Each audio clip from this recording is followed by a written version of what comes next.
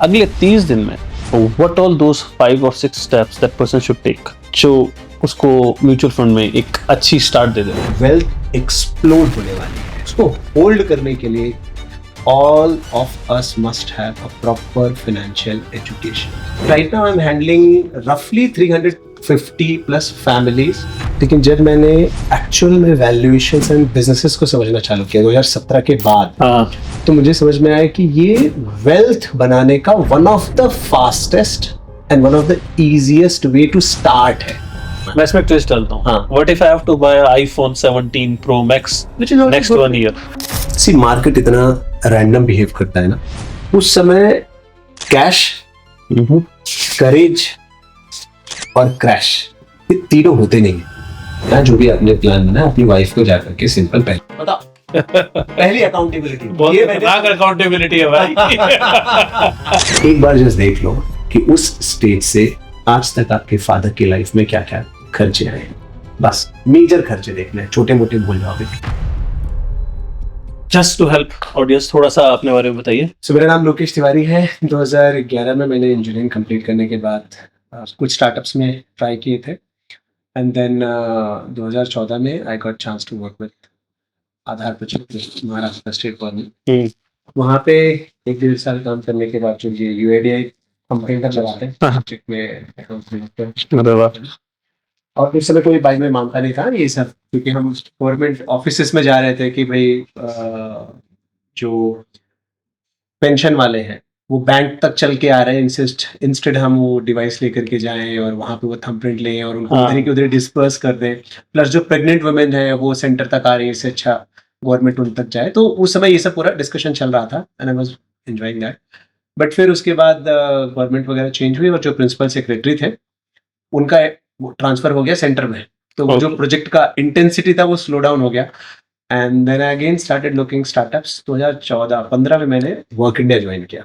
Okay, may be काफी लोग जानते होंगे work India, and I joined as a co-founder. Then I was there as a tech, but 2017 के बाद when we wanted to scale, तो फिर इन्वॉल्वमेंट थोड़ा बहुत इन्वेस्टमेंट, वैल्यूएशंस ये सब में आया, तो फिर थोड़ा माइंड एक्सपांड हुआ कि भाई पैसा तो कुछ और है, कहीं और है।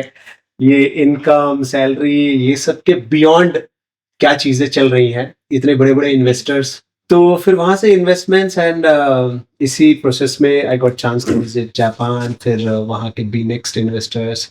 और बाय द वे 2019 में शाओमी ने वर्क इंडिया में 42 करोड़ डाला, फिर उसके बाद निंटेंडो ने 100 करोड़ डाला। तो वहां से ना इन्वेस्टमेंट वर्ल्ड एकदम खुल सा गया कि यार ये तो कुछ अलग दुनिया है। और इसी को मुझे लगा कि यार ये तो सबको पता ही नहीं है और इसके बारे में जानकारी होनी चाहिए। तो इस पूरे प्रोसेस में 2019 में मैंने एक यूट्यूब चैनल बनाया, उसका नाम था उस समय विचारधारा। हाँ। और उसमें मैंने 3 फाइनेंस के वीडियोस डाले कि भाई फाइनेंशियल सिक्योरिटी वगैरह क्या है। और then I went back to my own startup and work India में चीजें। जब कोविड आया तो थोड़ा सोचने का मौका मिला एंड 2022 में फिर मैंने रिजाइन किया and I started educating people full time. And the only reason is I believe जब हम डेवलप कंट्री बनेंगे वेल्थ एक्सप्लोड होने वाली है। द ईसॉप्स, द पीपल जो वेल्थ बनाने वाले हैं, उसको होल्ड करने के लिए all of us must have a proper financial education. तो अपने एजुकेशन जब आप बोल रहे हैं तो किस चीज का एजुकेशन देते थे आप? I started educating on personal finance, कैसे काम करता है, इन्वेस्टमेंट्स क्या होती है, वैल्यूएशंस क्या होते हैं, वेल्थ क्रिएशन क्या होता है, ये सब मैंने सिखाना चालू किया। तो अभी एट प्रेजेंट क्या कर रहे हैं आप? Now I am educating people, that is one. And second, right now I'm handling roughly 350 plus families और उनका वेल्थ मैनेज करना, उनको गाइड करना, उनका एसेट एलोकेशन करना, उनके गोल कंप्लीट करने में हेल्प करना। You talk about mutual fund also mostly जो हम लोगों ने ऑफ द लाइन डिस्कशन किया था, you are freely focusing on mutual funds. तो यार real estate, gold, commodities, mutual fund के अलावा ETF, direct stocks and multiple more options, FD, जिसको I don't know why people always criticise it, because कोई भी investment option मेरे हिसाब से बिल्कुल वेस्ट नहीं है, सबका कोई ना कोई रीजन है, चाहे वो PF हो। How do you figure out what is the good investor profile in India जिसका आपको लगे कि यहाँ mutual fund is the right fit, this person should be selecting the mutual fund? See, पहले मेरा भी ये इंटेंट जब मैंने इसको जानना चालू किया था, लेकिन जब मैंने एक्चुअल में वैल्यूएशंस एंड बिजनेसेस को समझना चालू किया 2017 के बाद, हाँ तो मुझे समझ में आया कि ये वेल्थ बनाने का one of the fastest and one of the easiest way to start है। No the Okay. Word start है। स्टार्ट करने के लिए। सी बाकी सारे एसेट्स में जब भी आप स्टार्ट करोगे, एक ऐसा बैरियर आपके सामने आएगा, वो बैरियर को क्रॉस करना ही बहुत मुश्किल हो जाता है। लेट्स से मुझे एक लैंड लेना है, हम्म, अब मुझे उसके लिए 20 लाख, 25 लाख, 30 लाख, ये एक तो चाहिए।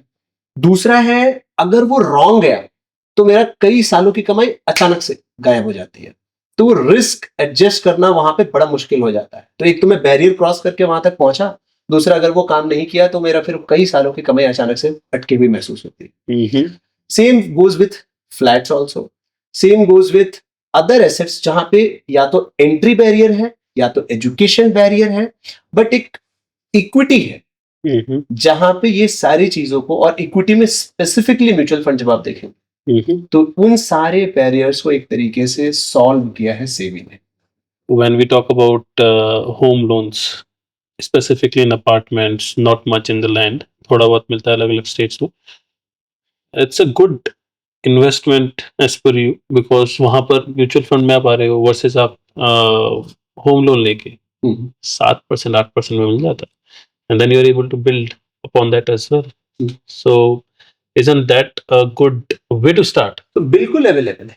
एक बार आप जरा इसको एग्जीक्यूशन के नजरिए से आप देखो। मान लो मुझे एक 2 करोड़ का या 1.5 करोड़ का या 1 करोड़ का फ्लैट पसंद आया। अब मुझे सबसे पहली बात तो 20 लाख का या कुछ तो एक डाउन पेमेंट करना होगा। करेक्ट। वो डाउन पेमेंट ही कई बार लोगों के लिए एक बैरियर होता है। अच्छा, वो डाउन पेमेंट भी अगर मुझे इकट्ठा करना है तो कहीं से तो मैं इकट्ठा करूंगा ना। तो मैं म्यूचुअल फंड से चालू करूंगा कि भाई मेरा एक पॉइंट इकट्ठा हो जाए, तब मैं उसको निकाल करके ऑफ कोर्स मैं होम ले सकता हूं। Now I have a clear defined goal कि मेरा ये गोल है। सी किसी भी सिनेरियो को आप विजुलाइज करो, अचानक से एक दिन में 10 लाख प्रकट नहीं होगा,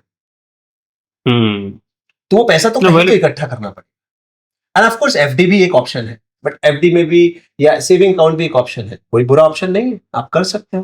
म्यूचुअल फंड की जितनी फ्लेक्सिबिलिटी है, जितना उसका बिना किसी लॉक इन के है, प्लस आप बेटर रिटर्न भी ले लेते हो, एंड अगर आप लंबा समय देते हो, और अगर आपको लग रहा है कि नहीं मुझे रिस्की नहीं रखना है, तो अभी आगे हम कवर करेंगे इक्विटी डेट, तो वहां पे भी उसको हम देख लेंगे, वो सब तो चीजें वहां पे हैंडल की जा सकती है। No, well, how to reach 10 lakh? You can start with mutual funds. इसको एक concrete example से समझ लेते हैं, है ना? You're taking care of 350 plus families. अगर कोई start करता है 25-30 year old person with a salary of 50-60,000, अगले 30 दिन में what all those 5 or 6 steps that person should take जो उसको म्यूचुअल फंड में एक अच्छी स्टार्ट दे दे? सी जब भी कोई भी इन्वेस्टर अगर वो म्यूचुअल फंड को या किसी इन्वेस्टमेंट को देखना चालू करेगा, तो वो उसके रॉन्ग जाने की संभावना बहुत ज्यादा है। सबसे पहले कभी भी इन्वेस्टमेंट चालू करना है, अपने गोल को लिस्ट आउट करना है। पहला पॉइंट ही गोल है कि भाई मुझे पहुंचना कहां है। तो अगर उसने गोल में ये लिख लिया कि भाई अगले 2 साल में मैं एक लैंड लेना चाहता हूं, उसके लिए मुझे कुछ डाउन पेमेंट के लिए लेट्स से 10 लाख रुपया चाहिए। अब चूंकि उसको ये मालूम पड़ेगा कि 2 साल में मुझे ये करना है, तो अब वो म्यूचुअल फंड उसके हिसाब से सिलेक्ट करेगा कि भाई मैं लिक्विड फंड या प्योर डेट फंड में पैसा डाल के इकट्ठा करता जाऊं, और अगले 2 साल में जब वो इकट्ठा हो जाएगा तो मैं वहां से निकाल करके सीधा जाकर के लैंड ले लूंगा। By the way debt fund आपको तो पता ही है, वो फ्लक्चुएट नहीं होंगे, वो मार्केट से इतना ज्यादा लिंक नहीं है। ठीक है, market when I am saying market, हाँ, तो ये एक अप्रोच होगा। लेट्स से इसी में दूसरा एग्जांपल ऐड करते हैं। अब मेरा गोल है कि मुझे 7 से 8 साल बाद घर लेना है, तो अब मैं थोड़ा सा इक्विटी की तरफ अपना एक वहां पे कॉर्पस इकट्ठा करना चालू कर सकता हूं कि भाई मैं लार्ज कैप भी रख सकता हूं, मैं मल्टी एसेट भी रख सकता हूं, क्योंकि मेरा गोल 7-8 साल दूर है।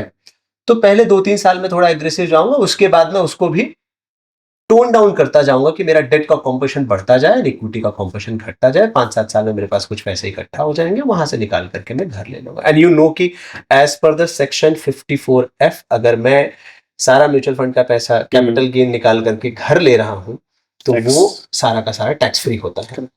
तो ये एक अप्रोच वहां से वो ले सकता है। नाउ अब मैं एक रियल एग्जांपल दूंगा। मेरे एक स्टूडेंट है, वो दिल्ली में है, और आई थिंक 4 साल पहले उनके साथ जर्नी मेरी चालू की थी। उन्होंने बोला था कि मुझे दिल्ली में घर लेना है। 2 करोड़ का उन्होंने अभी घर बुक किया है। पिछले 4 साल में, लगभग 4 साल में हमने कंजर्वेटिव हाइब्रिड डेट फंड से चालू किया था, बट लास्ट 1.5 साल में हम पूरा एग्रेसिव डेट फंड में थे एंड लगभग 70 लाख के आसपास उन्होंने पैसा इकट्ठा किया और उस पैसे को उन्होंने निकाला एंड अब उन्होंने घर बुक किया है। Second, there is one more person, वो दिल्ली में है, he is running his own shop. वहाँ पे उन्होंने आई थिंक 6 साल से जुड़े हैं, लगभग 5-6 साल हो गया है, क्योंकि मैंने जैसे बताया 2019 में मैंने वीडियो बनाया था उसके बाद, बट उतना मैं इंटेंसिटी से नहीं कर रहा था, 2021 के बाद से इंटेंसिटी से कर रहा था। उन्होंने अभी कुछ 28-29 लाख रुपए निकाल करके घर बुक किया हुआ है, बाकी जो है बचा हुआ पैसा जो है वो होम लोन कर लिया very nice, very nice. And इस तरीके से उन्होंने प्लान कर लिया। बट मैं आपको वापस उसी पॉइंट पे लाता हूँ, स्टार्ट कहाँ से करना है? तो one thing that you said is start goal से करना है। सबसे पहले पेन एंड पेपर लेकर के बैठो, सबसे पहले पेन एंड पेपर लेके बैठो, एक बार अपने गोल लिखो, ये मेरे गोल है और लगभग इस टाइम पे ये आएंगे और लगभग इतना पैसा लगेगा, जो भी आपको सही है। अगर आप आज का पैसा लिख सकते हो लिख लो, उसके बाद इन्फ्लेशन एडजस्ट कर लो। लेकिन अगर आपको लग रहा है कि इन्फ्लेशन एडजस्टमेंट में सर बहुत कैलकुलेशन है, उसमें फंस जाऊंगा, मेरे लिए वो नेक्स्ट स्टेप लेने की बजाय फिर से एक दिखे, तो आप अपना ही नंबर लिखो ना कि अच्छा मुझे लग रहा है 5 साल बाद लगभग इतना, लगभग इतना, लगभग इतना, एटलीस्ट लगभग नंबर तो कुछ लिख सकते हैं। एक बार वो गोल सामने आ गया, उसके बाद एसेट चूज करना आसान हो जाएगा। Lokesh, honestly, when I talk to people, it's a very common problem. आप 25 years के हैं, 28 years के हैं. Even I've seen that with the 45-year-old as well, and their question to me was कि नहीं है यार कोई गोल, ऐसे नहीं सोच पा रहे हैं हम कोई गोल, एंड अगर सोच रहे तो वो रैंडम है एंड दे डोंट ट्रस्ट कि वो कितना सही जाएगा नहीं जाएगा. So does it mean कि जब तक गोल नहीं है तब तक म्यूचुअल फंड शुरू नहीं करना? See, ऐसा नहीं है कि नहीं शुरू करना, बट अगर कोई गोल नहीं है तो आपके पास मोटिवेशन ही क्या है उसको लंबा होल्ड करने का? सिंपल रीजन है, पैसा बढ़ाना. हाँ, मैं वही उसी पे, आपने अच्छा पॉइंट, अगर आपके पास बिना गोल के जब आप चालू करते हो ना, संभावना मैं बता रहा हूँ, इतने सारी फैमिलीज को मैं मैनेज कर रहा हूँ, जिन लोगों ने बस रिटर्न देख करके चालू किया है ना, कुछ साल पहले उन्होंने 2-3 साल पहले स्मॉल कैप भर भर के लिया, अब उनको स्मॉल कैप से ऐसे नफरत सी हो गई कि स्मॉल कैप तो नहीं चाहिए, मुझे चाहिए कुछ और अभी जिन्होंने अभी हाल ही में चालू किया है उनको चाहिए गोल्ड. ठीक है, थोड़ा 2 महीना पीछे चले जाओ, सब सिल्वर पे लूट पड़े थे कि बस लूट लेना है सिल्वर, और करेक्ट कॉपर खरीद के घर पे ला रहे थे कि भैया अब तो कॉपर खरीदेंगे. मुझे याद है बचपन में हम कॉपर खरीद के वो अनारकली और वो सब आता था ना, वो सब खरीदते थे. तो आजकल मैं ये नहीं कह रहा हूँ गलत है, मैं ये कह रहा हूँ कि now you are looking wrong picture. अब जब पिक्चर ही रॉन्ग देख रहे हो तो आप कितना ही अच्छा बना लोगे, कितना ही अच्छा उसको डिफाइन कर लोगे, आप मुझे बताओ. ठीक, तो क्लियर हुआ कि अगर गोल नहीं है you might fall into FOMO और पैनिक मोड. करेक्ट. अगर गोल है तो फोमो और पैनिक मोड से आप बच जाओगे, बचने की संभावना ज्यादा. हाँ, राइट. बिहेवियर में थोड़ा सा इम्पैक्ट आ जाएगा. ये पहला स्टेप हुआ. What next? मैं इसको और भी एक स्टेप पीछे जाता हूँ. लेट्स से आप गोल लिख ही नहीं पा रहे, हाँ, इसके बाद भी नहीं लिख पा रहे हो कि यार तुम क्या ज्ञान दे रहे हो, मेरे को तो नहीं लिखने हो रहा है. मैं सिंपल बोल रहा हूं, अगले 5 साल में आपको हो सकता है कार ही लेनी हो. मैं ऐसे जस्ट बाउंस ऑफ कर रहा हूं ताकि एक सामने वाले को आइडिया मिलेगा, अच्छा हाँ मुझे कार लेनी हो सकती है, या मुझे हायर एजुकेशन पे जाना हो सकता है, या मुझे कुछ ब्रेक लेना हो सकता है. लेट्स से मैं ऐसे सोच रहा हूं कि भाई मैं इतना कम से कम इमरजेंसी कॉर्पस ही बना लूं कि मैं 1 साल का ब्रेक ले सकता हूं, मुझे अपना business. What if I have to buy iPhone 17 Pro Max next 1 year? हाँ, नेक्स्ट लेट्स से ऐसा ही आपको करना है, ये भी एक तरह का गोल हो गया. तो ये आपका पहला गोल हो गया. ऐसे आप करके जब एक बैठे हैं ना, और भी गोल याद आएंगे. और मैं एक सबसे सिंपल तरीका बताता हूं गोल लिखने का. जिस भी आप स्टेज पे हो ना, उस स्टेज से आपके फादर गुजरे, एक बार जस्ट देख लो कि उस स्टेज से आज तक आपके फादर की लाइफ में क्या क्या खर्चे आए. बस मेजर खर्चे देखने, छोटे मोटे भूल जाओगे. जैसे आपका 10th आया होगा, आपका 12th आया होगा, आपका ग्रेजुएशन आया होगा, आपका मैरिज आया होगा, और आपके फादर का रिटायरमेंट आया होगा, घर लेना होगा, कार लेनी होगी. करेक्ट. चीजें जो आपके फादर की लाइफ में, उसमें से कुछ चुन लो कि अच्छा ये भी तो मेरी लाइफ में आएगा ही यार, ऐसा तो है नहीं कि ये मेरी लाइफ में नहीं आने वाला. नेक्स्ट 25 साल का हूं मैं, हो सकता है अगले 2 साल में मेरी मैरिज ही आ जाएगी. उसमें मैं कितना कॉन्ट्रीब्यूट करना चाहता हूं. मेरे फादर एक बड़ा कॉन्ट्रीब्यूशन जो भी रहेगा वो मान लो कर देंगे, बट मेरा कॉन्ट्रीब्यूशन कितना होगा? अच्छा लेट्स से मैं ये भी बोल देता हूं कि नहीं मेरा कोई कॉन्ट्रीब्यूशन होगा, सब पिताजी देखेंगे. मान लो अगर ऐसा ही थॉट है तो भाई कम से कम शादी के बाद तुम घूमने तो जाओगे, उसके लिए ही 1,00,000-2,00,000 हो जाए। तो ऐसे करके जो भी है एक बार शांत मन से सोचेंगे, गोल आ जाएगा। मान लीजिए गोल आ गए, लिस्ट बन गई हमारी गोल की। Correct. परफेक्ट। नेक्स्ट स्टेप, अब इसमें से जो नजदीक के गोल हैं उन पैसों को डेट फंड में या कंजर्वेटिव जगह पे रखना है, जहां पे फ्लक्चुएशन कम से कम हो। और जब मैं नजदीक बोल रहा हूं मतलब 3 साल के अंदर आने वाले। ओके। जो गोल आपको लग रहा है कि 3 साल के अंदर आएंगे, उनके लिए आपको कंजर्वेटिव अप्रोच लेना है। और एक मैं पॉइंट क्लियर कर दूं, जो हम यहाँ पे डिस्कस कर रहे हैं ये मैक्सिमम केसेस में काम करेगा। हर केसेस में बहुत स्पेसिफिक अगर नुआंस होंगे तो वो उसको डेफिनेटली कंसिडर किया जा सकता है। ठीक है, done. I want to go double dip on it, you can say where I would like to understand कि क्योंकि हमने जो नेक्स्ट स्टेप बोला कि डेट फंड में लगा दूं, but what I am looking at is अगर मेरे को नहीं पता कुछ भी, मैं जानता ही नहीं डेट फंड क्या है, मैं जानता ही मैं म्यूचुअल फंड में घुस रहा हूं, तो पहला स्टेप मैंने गोल लिख लिया, इसके बाद मैं डायरेक्ट जंप करके डेट फंड तो नहीं ले पाऊंगा। करेक्ट। तो मुझे अगले 30 दिन का एक प्लान चाहिए। ये बहुत अच्छा क्वेश्चन आपने पूछा, और इसमें सबसे जो इम्पोर्टेंट बात है, कि आप जो भी काम करने जाते हो आप एटलीस्ट उसका बेसिक रूल तो समझते हो ना, कि भाई ये काम कैसे करता है सिस्टम। बिना उसके कोई जंप कर जाता है क्या? नहीं, ऑफ कोर्स। एटलीस्ट समझता है कि भाई कीबोर्ड क्या है, बटन क्या है, ये क्या है, वो क्या, बेसिक समझता है। बिल्कुल वैसे ही एक बार इकोनॉमी को समझने की जरूरत है, बेसिक्स ऑफ इकोनॉमिक्स, कि ये पैसा घूमता कैसे है, बनता कैसे है, और किसके पास रुक रहा है। बहुत सिंपल चीज, नॉट सिर्फ अपने लेवल पे बट इकोनॉमी लेवल पे। जैसे आप पूरी कंट्री को देख रहे हैं या अपने फैमिली को देख रहे हो, तो आप जान रहे हो कि मैं काम करता हूं इसलिए मेरे पास पैसा आता है, खर्चा मेरे इस कारण से होता है, कमाई मेरी इसका ये रीजन है। ऐसे ही कंट्री लेवल पे या वर्ल्ड लेवल पे ये कैसे हो रहा है, एक बार ये मैकेनिज्म समझ में आया तो बहुत आसान हो जाता है डिसीजन लेना। ओके। अब इसको मैं डिफाइन कर देता हूं इसी में अगले 2 से 3 मिनट। हाँ। 2 तरीके से बड़े पैसे बनते हैं, ठीक है। सबसे पहला है कि बिजनेस बनाओ। ये बड़ा पैसा बनाने का तरीका है, ये सब लोग जानते हैं, अडानी अंबानी रोज करते रहते हैं, है ना, एलॉन मस्क करते रहते हैं। बिजनेस बनाना एक तरीका है बड़ा पैसा बनाने का, बट क्या बिजनेस बनाना सबके लिए आसान काम है? अच्छा, मैं इसी क्वेश्चन को और रिफाइन कर देता हूं, क्या एक सक्सेसफुल प्रॉफिटेबल बिजनेस बनाना सबके लिए आसान काम है? Obviously challenging task. परफेक्ट। लेकिन बिजनेसेस को समझना, भाई ये बिजनेस अच्छा है यार। कितने लोग हैं जो पानीपुरी की दुकान पे कैलकुलेट तो कर लेते हैं, भाई मैं भले बेच नहीं रहा हूं लेकिन ये इतना तो कमा रहा है। करेक्ट, ठीक है। ऐसे कुछ बिजनेसेस भले मैंने बनाए नहीं है बट मुझे समझ में आ रहे हैं, यार मैं किसी तरीके से इनमें पार्टनर बन सकता हूं। सिर्फ बिजनेस बनाना ही नहीं, बिजनेस में पार्टनर बनना भी एक तरीका होता है। लेकिन फिर जब भी हम पार्टनर बनते हैं उसके साथ एक रिस्क आता है कि भाई वो दुकान 1 की 10 होने की बजाय 0 भी हो गई, ऑफ कोर्स वो रिस्क रहेगा ही रहेगा। तो एक तरीका ये हो गया, या तो बिजनेस बनाओ या बिजनेस में पार्टनर बन जाओ। वॉरेन बफेट क्या करते हैं, जाके बिजनेस में पार्टनर बनते हैं। ये जो जितने भी हम बड़े इन्वेस्टर्स देखते हैं या जितनी बार हम न्यूज में पढ़ते हैं, इन्होंने फंड उठाया, इन्होंने फंड उठाए का मतलब क्या है? Correct, they become partners by giving money. Correct. तो हम में से बहुत सारे लोग जानते हैं कि रिलायंस अच्छी कंपनी है, HDFC बैंक अच्छी कंपनी है, ये कंपनियों में अगर पार्टनर बनने का मौका मिले तो कितना मजा आए। लेकिन चूंकि बहुत सारे लोग इकोनॉमी नहीं समझते, इसलिए उनको लगता है कि मैं गूगल में, फेसबुक में, इन्फोसिस में या ICICI बैंक में जॉब कर लूं तो मजा आ जाएगा। लेकिन उसी कंपनी में जब पार्टनर बनने का मौका मिलता है तो घबरा जाता है कि अरे शेयर ऊपर नीचे होगा, ऑफ कोर्स पार्टनर के साथ होगा। एक तरीका ये हो गया पैसा बनाने का। अब मैंने बिजनेस और पार्टनर बनना दोनों एक में मर्ज कर दिया। दूसरा तरीका होगा कि भाई मुझे पार्टनर नहीं बनना, अर्चित मुझे पार्टनर नहीं बना, लेकिन अर्चित को 20 लाख रुपया चाहिए, तो मैं 20 लाख दूंगा अर्चित को, लेकिन इस बार मैं इंटरेस्ट लूंगा कि मुझे 8%, 9%, 10% तुम इंटरेस्ट दे दो, तुम्हारा बिजनेस ऊपर जाए नीचे जाए मुझे कोई लेना, बट मुझे 10% चाहिए। अब यहां पे अगर मैं इस तरीके से पैसा देना, तो मैंने अपनी ग्रोथ को लिमिट कर लिया, लेकिन मैंने अपने रिस्क को भी लिमिट कर लिया कि मैं अगर तुम्हारा बिजनेस बंद भी हुआ तो भी जो सामान है वो बेच बाच के मुझे 20 लाख चाहिए। करेक्ट।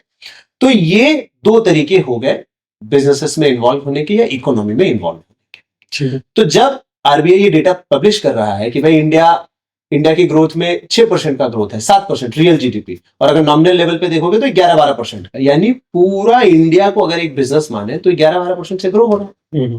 तो अगर मैं, और इंडिया का ग्रोथ मतलब वहां के बिजनेसेस का ग्रोथ, और कुछ नहीं है। इंडिया मतलब अलग से कोई ऐसा एंटिटी नहीं है। तो वहां के बिजनेसेस में अगर आप पार्टनर बनना चाहते हो, तो जो टॉप बिजनेसेस हैं, जो टॉप 50 बिजनेसेस हैं, टॉप 100 बिजनेसेस हैं, जाहिर सी बात है वो ऑल रेस्ट ऑफ इंडिया के कंपैरिजन में थोड़ा एक्स्ट्रा मेहनत करते हैं, तो थोड़ा एक्स्ट्रा ग्रोथ करते हैं। तो वहां पे जब आप पार्टनर बनते हो तो उसी को इक्विटी म्यूचुअल फंड कहते हैं, या आप ऐसा कह लो, इक्विटी कहते हैं। उसके अंदर फिर डायरेक्ट स्टॉक से बनो या म्यूचुअल फंड से बनो।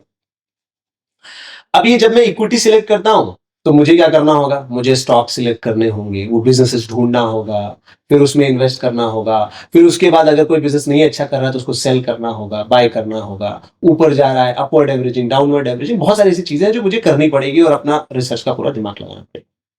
व्हाट इफ कोई स्पेशल स्पेसिफिक जो प्रोफेशनल है वो मुझे ये करके दे दे कि भाई मेरा पैसा ये मैनेज करके दे दो, उसी को म्यूचुअल फंड कहते हैं, खास करके इक्विटी म्यूचुअल फंड, जहां पे फंड मैनेजर मेरे लिए वो स्टॉक बाइंग सेलिंग कर रहा है, मैं नहीं कर। ठीक।